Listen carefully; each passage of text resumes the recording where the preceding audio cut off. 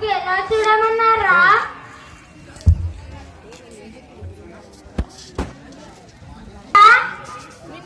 గురువు గారు పుస్తకం ఇలా చూడమన్నారా?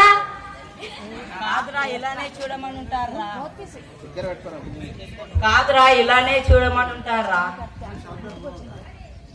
నా గుర్తుకొచ్చిందా, గురువు గారు ఇలానే పట్టుకున్నాడు, ఇలానే చూడమన్నారేమో రా గురువు గారు. అవునరా, చూద్దాం పదండి. చూడండి రా, గురువు గారు వచ్చే టైం అయింది.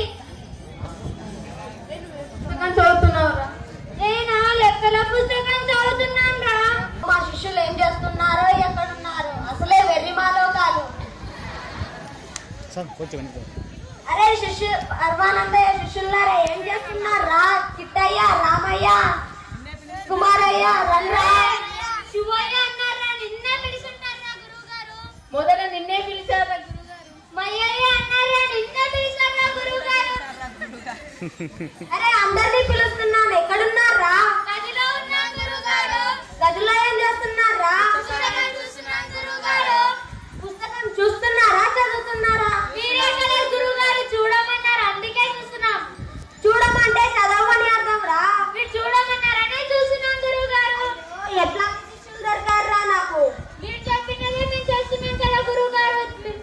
అరే నేను చూడమన్నది పుస్తకం రా, అలా చూడమంటే చదవమని అర్థం. మీరు చూడమన్నారని చూసాం గురువుగారు.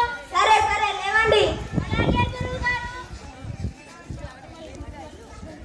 దానికి వెళ్ళాలి ఆ సభకి, దానికి కావలసిన సామాన్లు అన్ని పెట్టండి. గురుగారు గురుగారి మంచం వేయాలా గురుగారు? అరే బడపల్లారా, సామాన్లు అంటే మంచాలు కుర్చీలు కాదురా, మనకు కావలసిన చెంబు గిన్నె నీళ్లు అవేంట్రా బండ్లు. గురుగారు గురుగారి పుస్తకం వేశాం గురుగారు. చెంబు అన్ని పెట్టారా? నీళ్ళ చెంబు.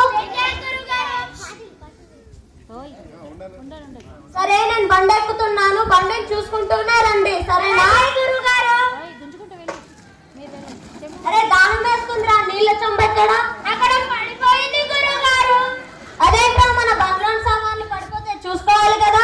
మీరే కదా గురుగారు బండిని చూసుకుంటే రమ్మన్నారు. బండిని చూసుకుంటే రమ్మంటే ఏమైనా సామాన్లు పడిపోతే తీసుకో, బండ్లు ఏమనరా? మీరు బండిని చూడమన్నారనే చూసాం గురుగారు. బండిని చూసుకుంటూ రమ్మంటే ఏమైనా సామాన్లు పడిపోతే వెయ్యాలి కదరా. మీరు బండిని చూడమన్నారు